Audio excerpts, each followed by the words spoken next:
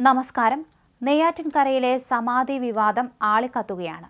ഗോപൻ സ്വാമിയുടേത് കൊലപാതകമെന്നാണ് നാട്ടുകാരിൽ ഒരു വിഭാഗത്തിന്റെ ആരോപണം. ആഭിചാരക്രിയകളടക്കം നടക്കുന്ന സ്ഥലമാണിതെന്നും അവർ പറയുന്നു.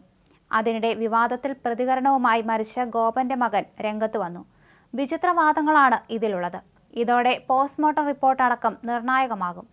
ഗോപൻ സ്വാമിയുടെ മകനെ മോഷണക്കേസിൽ പോലീസ് കസ്റ്റഡിയിൽ എടുത്തിരുന്നുവെന്ന് ആരോപണമുണ്ട്. എല്ലാം പോലീസ് വിശദമായി പരിശോധിക്കും.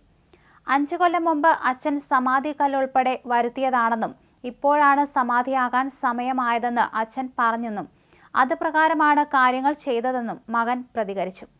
സന്യാസിയായ അച്ഛൻ സമാധിയാകാൻ സമയമായപ്പോൾ അവിടെ പോയി പത്മാസനത്തിൽ ഇരുന്ന് എന്നെ അനുഗ്രഹിച്ചു. പ്രാണശക്തി ഉണർത്തുകയും പ്രാണായാമം ചെയ്ത് ഭ്രമത്തിലേക്ക് ലയിക്കുന്ന സമയമായിരുന്നു അത്.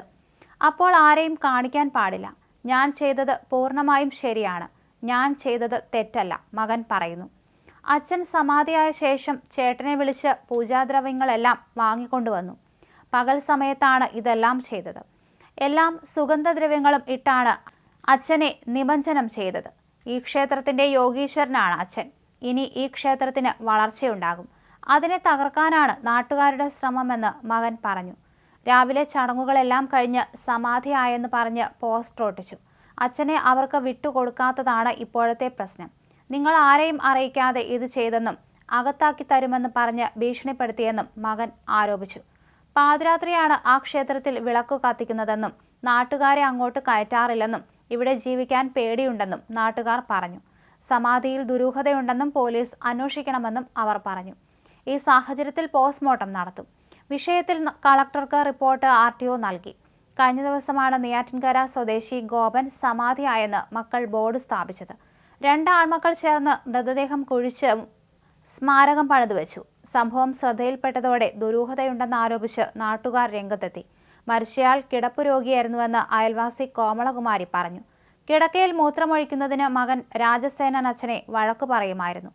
അർദ്ധരാത്രി ആഭിചാരകർമ്മങ്ങൾ ചെയ്യുമായിരുന്നു. മോഷണക്കേസിൽ രാജസേനനെ നേരത്തെ പോലീസ് കസ്റ്റഡിയിലെടുത്തിട്ടുണ്ടെന്നും കോമളകുമാരി ആരോപിച്ചു.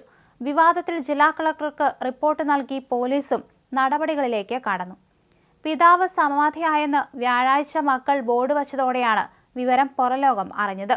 ആറാലുമൂട് സ്വദേശി ഗോപൻ സ്വാമി സമാധിയായതാണെന്നും അത് പരസ്യമാക്കാൻ പാടില്ലെന്നുമാണ് ഭാര്യയും മക്കളും പറയുന്നത്. ബന്ധുക്കളെയോ നാട്ടുകാരെയോ വാർഡംഗത്തെയോ അറിയിക്കാതെയാണ് മണ്ഡപം കെട്ടി പിതാവിന്റെ ഭൗതിക ശരീരം പീഠത്തിലിരുത്തി സ്ലാബിട്ട് മൂടിയതെന്നാണ് നാട്ടുകാർ പറയുന്നത്. പോസ്റ്റർ കണ്ട് നാട്ടുകാർ അറിയിച്ചതിനെ തുടർന്നാണ് പോലീസ് എത്തി വിവരങ്ങൾ ശേഖരിച്ച് കളക്ടർക്ക് റിപ്പോർട്ട് നൽകിയത്.